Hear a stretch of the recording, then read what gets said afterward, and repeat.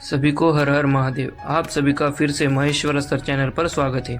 आप सभी थंबनेल देख के जान ही चुके होंगे कि आज का यह वीडियो तीर्थराज प्रयाग में स्नान करने या प्रयाग की यात्रा करने से क्या फल प्राप्त होता है और प्रयाग की यात्रा कौन कर सकता है, ये सारी बातें आज हम स्कंद पुराण और मत्स्य पुराण से देखेंगे। वीडियो को बिना स्किप किए पूरा देखिए, क्योंकि आधा अधूरा वीडियो देखेंगे तो कुछ भी समझ नहीं आएगा। तो चलिए वीडियो को शुरू करते हैं। तो मत्स्य पुराण के अध्याय 104 से 112 तक प्रयागराज की महिमा बताई गई है, लेकिन उनमें जो महत्वपूर्ण बातें बताई गई है वही आज हम देखेंगे। एक बार धर्मराज युधिष्ठिर ने मार्कंडेय ऋषि से पूछा था कि प्रयाग की क्या महिमा है। तब मार्कंडेय ऋषि ने कहा कि हे राजन, प्रयाग में अनेक पवित्र तीर्थ है जो शुभ है तथा मनुष्यों के समस्त पापों का नाश करने वाले हैं, जिनका वर्णन सैकड़ों वर्षों में भी नहीं किया जा सकता। अतएव मैं संक्षेप में प्रयाग का वर्णन करता हूँ। यहाँ 60,000 सशस्त्र योद्धा गंगा की रक्षा करते हैं। 7 घोड़ों वाले रथ पर आरूढ़ हुए सूर्य यमुना नदी की देखभाल करते हैं। इंद्र विशेष रूप से प्रयाग की रक्षा में लगे हुए हैं। अन्य देवताओं के साथ मिलकर श्रीहरि संपूर्ण प्रयाग क्षेत्र की रक्षा करते हैं। भगवान महेश्वर अपने हाथ में त्रिशूल धारण करके हमेशा बरगद के पेड़ की रक्षा करते हैं। अतः पापों से ग्रसित मनुष्य प्रयाग क्षेत्र में प्रवेश नहीं कर सकता। यदि किसी का पाप थोड़ा भी हो या उससे भी छोटा हो तो वह प्रयाग के नाम के स्मरण मात्र से नष्ट हो जाता है, क्योंकि ऐसा कहा गया है कि प्रयाग के दर्शन मात्र से, उसका नाम लेने से अथवा उसकी धूलि के स्पर्श मात्र से मनुष्य अपने पापों से मुक्त हो जाता है। मार्कंडेय ऋषि बताते हैं कि तीर्थराज प्रयाग की रक्षा साक्षात ब्रह्मा, विष्णु और शिव करते हैं, और बाकी देवी देवता भी इसकी रक्षा में लगे रहते हैं। और जिन लोगों के पाप बहुत है वो प्रयाग में कभी नहीं जा सकते, लेकिन जो प्रयागराज का स्मरण करते हैं या उसका एक बार नाम भी लेते हैं तो उसके सारे पाप नष्ट हो जाते हैं। फिर आगे मार्कंडेय जी बताते हैं कि मनुष्य को अपनी क्षमता के अनुसार प्रयाग में दान करना चाहिए। ऐसा करने से तीर्थ के दर्शन का पुण्य बढ़ता है। दान करने वाला प्रलय काल तक स्वर्ग में निवास करता है। अतः हे राजन, जिस स्थान पर प्रयाग की स्तुति करते हुए ब्रह्मा आदि देवता, ऋषि, सिद्ध, चरण, लोकपाल, साध्यगण, पितरों के गण, सनत कुमार आदि ऋषि, अंगिरा आदि महर्षि, आदि ब्रह्मर्षि, नाग, गरुड़ आदि पक्षी, सिद्ध, आकाश में उड़ने वाले प्राणी, समुद्र, नदियाँ, पर्वत, सर्प, विद्याधर और ब्रह्मा सहित श्रीहरि सदैव निवास करते हैं। वहाँ सदैव जाना चाहिए। हे भारत, प्रयाग तीनों लोकों में बहुत प्रसिद्ध है, इसलिए तीनों लोकों में प्रयाग के दर्शन से बढ़कर कोई दूसरा पुण्य नहीं है। अभी जो प्रयाग में महाकुंभ का आयोजन हुआ है वहाँ करोड़ों की संख्या में लोग जा रहे हैं, तो वहाँ जाके हमसे जितना हो सके उतना दान धर्म करना चाहिए। वहाँ पे आए साधु संतों की सेवा करनी चाहिए। इससे हमारे जीवन के दुखों का नाश होता है और पुण्य प्राप्त होता है। और प्रयाग में नदियाँ, समुद्र, पर्वत, सभी पशु पक्षी, देवी देवता और ब्रह्मा विष्णु निवास करते हैं। तो खुद सोचिए कि प्रयागराज की यात्रा करना कितने सौभाग्य की बात है। फिर आगे मत्स्य पुराण में बोला गया है कि प्रयाग का नाम लेने मात्र से, उसका नाम सुनने मात्र से अथवा उसकी धूलि के स्पर्श मात्र से मनुष्य अपने सभी पापों से मुक्त हो जाता है। जो व्यक्ति व्रत करता है तथा संगम में स्नान करता है उसे राजसूय या अश्वमेध यज्ञ करने का पुण्य प्राप्त होता है।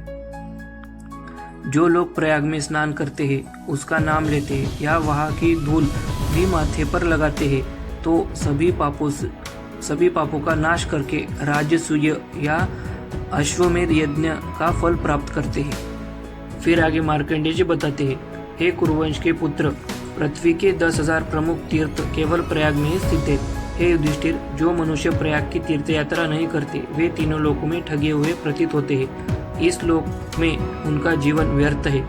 प्रयाग में महादेव के स्थान की तीर्थ यात्रा करने से व्यक्ति अपने 10 पिछली और 10 भावी पीढ़ियों का उद्धार कर देता है। जो मनुष्य वहाँ स्नान करता है वह अश्वमेध यज्ञ करने का पुण्य प्राप्त करता है और प्रलय काल तक स्वर्ग में निवास करता है। समस्त वेदों के अध्ययन, सत्य भाषण तथा अहिंसा व्रत के पालन से जो पुण्य प्राप्त होता है वह समस्त फल प्रयाग की तीर्थ यात्रा के पुण्य से प्राप्त हो जाता है।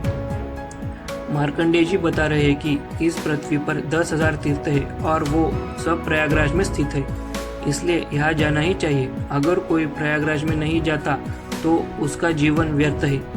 प्रयागराज में भगवान शिव के जो तीर्थ स्थल है वहाँ की यात्रा करने से हमारी पिछली 10 पीढ़ियां और आने वाली 10 पीढ़ियों का उद्धार होता है। तो प्रयागराज में जाए तो शिव जी के तीर्थों में जाना ना भूले, वहाँ अवश्य जाना चाहिए। फिर आगे मार्कंडेय जी बताते हैं कि जो पुण्य 1 लाख गायों का दान करने से प्राप्त होता है, वही पुण्य प्रयाग में गंगा यमुना के संगम पर स्नान करने से प्राप्त होता है। चंद्र ग्रहण के समय जो मनुष्य गंगा यमुना के संगम में प्रवेश करता है, वह सब पापों से मुक्त होकर चंद्रमा के लोक को प्राप्त करता है तथा चंद्रमा के साथ सब सुखों का भोग करता है। पुनः वह ऋषियों और गंधर्वों द्वारा सेवित होकर 60,000 वर्षों तक स्वर्ग में निवास करता है। तत्पश्चात वह इंद्रलोक में प्रतिष्ठित होता है। स्वर्ग से च्युत होकर वह उच्च कुल में जन्म लेता है। जितना पुण्य 1 लाख गाय दान करने से मिलता है, उतना पुण्य सिर्फ प्रयागराज में स्नान करने से या वहां जाने से ही प्राप्त हो जाता है। जो प्रयागराज में चंद्र ग्रहण के समय स्नान करता है, वो व्यक्ति चंद्रलोक को प्राप्त करता है और फिर स्वर्ग में जाता है। फिर वहां से उच्च कुल यानी किसी राजा के घर में जन्म लेता है। फिर मार्कंडेय ऋषि युधिष्ठिर से बोलते हैं कि प्रयाग का क्षेत्र 5 योजन तक फैला हुआ है। उस भूमि में प्रवेश करने मात्र से ही प्रत्येक पग पर अश्वमेध यज्ञ करने का पुण्य प्राप्त होता है। जो व्यक्ति प्रयाग तीर्थ में मरता है, वह अपनी 7 पिछली पीढ़ियों तथा उतनी ही भावी पीढ़ियों का उद्धार कर देता है। ऐसा समझकर मनुष्य को सदैव प्रयाग की सेवा में लगा रहना चाहिए।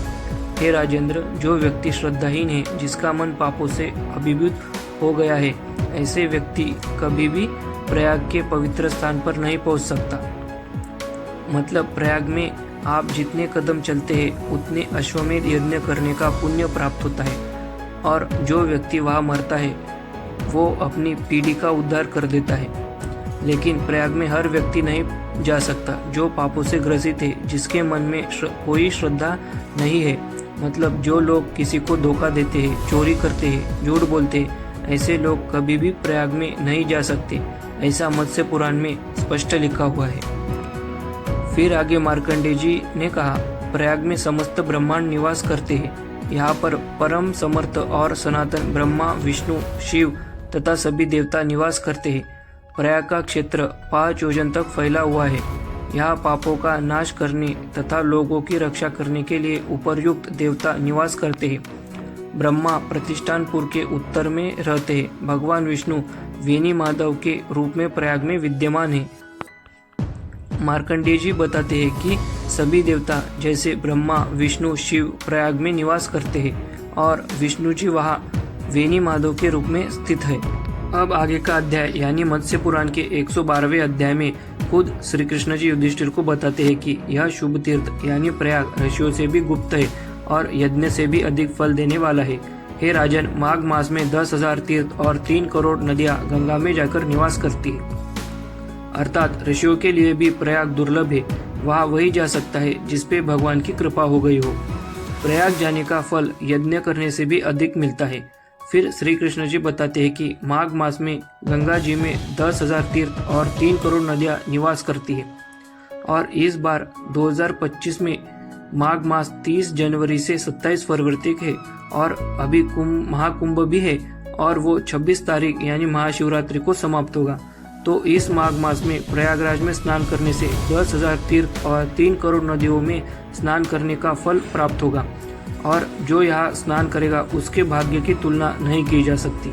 तो आप भी महाकुंभ के अवसर पर प्रयागराज में अवश्य जाइएगा। अब हम स्कंद महापुराण से प्रयाग की महिमा देखते हैं, जो खुद ब्रह्मा जी शिव शर्मन को बताते हैं। तो ब्रह्मा जी बोलते हैं कि यह स्वर्ग देने वाला है, यह मोक्ष देने वाला है, यह सभी मनोरथों को देने वाला है। उस महान पवित्र स्थान प्रयाग को तीर्थराज कहा जाता है। हे ब्राह्मण, मैंने सभी यज्ञों को एक तराजू में तोला है। वह तीर्थ सभी तीर्थों में श्रेष्ठ है।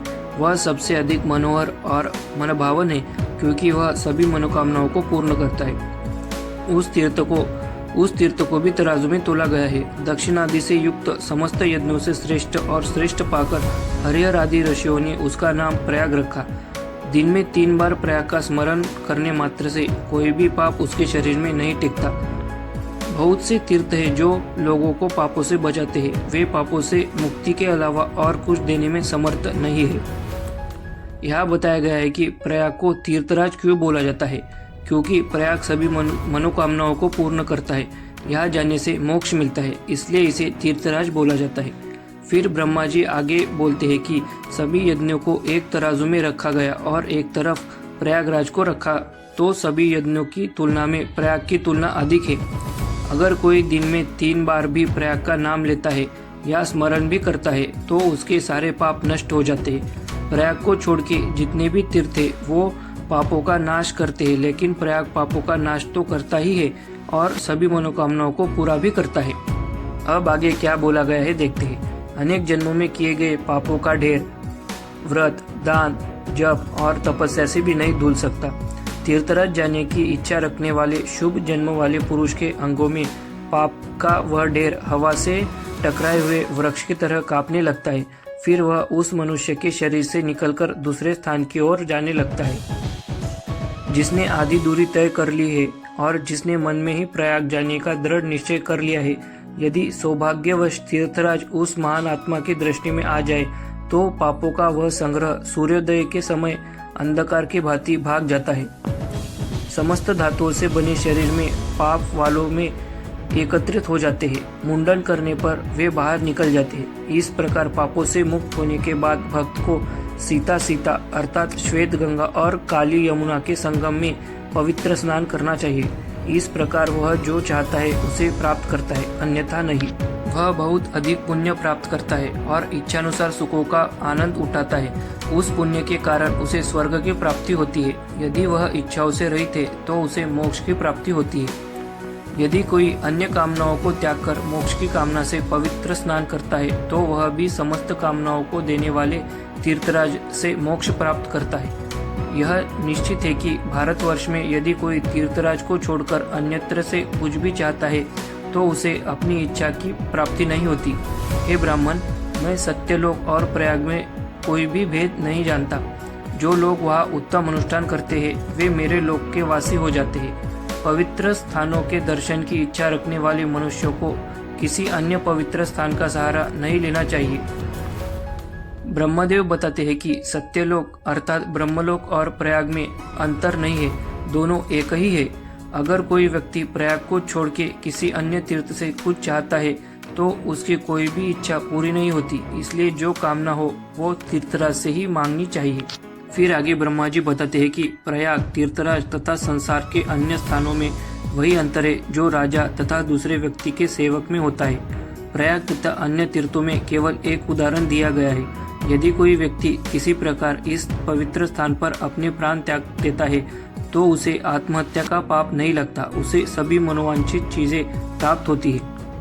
हे ब्राह्मण, यदि किसी भाग्यशाली मनुष्य की अस्थियां यहाँ रह जाए तो उसे किसी भी जन्म में लेश मात्र भी दुख नहीं होगा। ब्रह्म हत्या आदि पापों के प्रायश्चित के लिए इच्छुक व्यक्ति को ब्राह्मण के आदेशानुसार ही प्रयाग का आश्रय लेना चाहिए। हे श्रेष्ठ ब्राह्मण, अधिक क्यों कह रहे हो? जो व्यक्ति महान उन्नति की इच्छा रखते हैं उसे संसार में सर्वश्रेष्ठ तीर्थ सीता प्रयाग का ही आश्रय लेना चाहिए। यह प्रयाग और अन्य तीर्थों की तुलना में बताया गया है कि प्रयाग सभी तीर्थों का राजा है और अन्य तीर्थ सेवक है। जो भी प्रयाग में मरता है उसे आत्महत्या का पाप नहीं लगता और उसे जो चाहिए वो प्राप्त हो जाता है। जिसे अपनी इच्छा पूरी करनी हो या अपना कल्याण करना हो तो एक बार प्रयागराज में जाके त्रिवेणी संगम में स्नान करना चाहिए। फिर आगे ब्रह्मा जी शिव शर्मन से बोलते हैं कि काशी में नश्वर शरीर का अंत करने से मनुष्य को बिना प्रयास के समस्त तीर्थों के स्वामी प्रयाग से भी अधिक मोक्ष की प्राप्ति होती है। निसंदेह अविमुक्त प्रयाग से भी अधिक मनोहर है, क्योंकि विश्वेश्वर साक्षात उस पर शासन करते हैं। संपूर्ण ब्रह्मांड में विश्वेश द्वारा शासित महान पवित्र स्थान अविमुक्त से अधिक मनोहर कोई स्थान नहीं है। अब तक आपने जो प्रयाग की महिमा सुनी है उससे कई अधिक महिमा काशी की है, क्योंकि काशी स्वयं शिव द्वारा स्थापित की गई है। कहा जाता है कि ब्रह्मा जी ने 14 भुवनों की रचना की, लेकिन काशी की रचना स्वयं शिव जी ने की है, इसलिए इसे अविमुक्त भी कहा जाता है। प्रयागराज की महिमा तो बहुत है, ये तीर्थराज भी कहलाता है, लेकिन काशी की समानता किसी तीर्थ से नहीं हो सकती और काशी से मनोहर और कोई जगह नहीं है। और इस महाकुंभ के अवसर पर बहुत बड़ी संख्या में लोग प्रयाग, काशी, अयोध्या इन पवित्र तीर्थों में जा रहे हैं, लेकिन इसकी महिमा को कोई नहीं जानता या जानना ही नहीं चाहता। इसलिए ये वीडियो मैंने बनाई है और इस वीडियो को हर एक सनातनियों को देखनी चाहिए।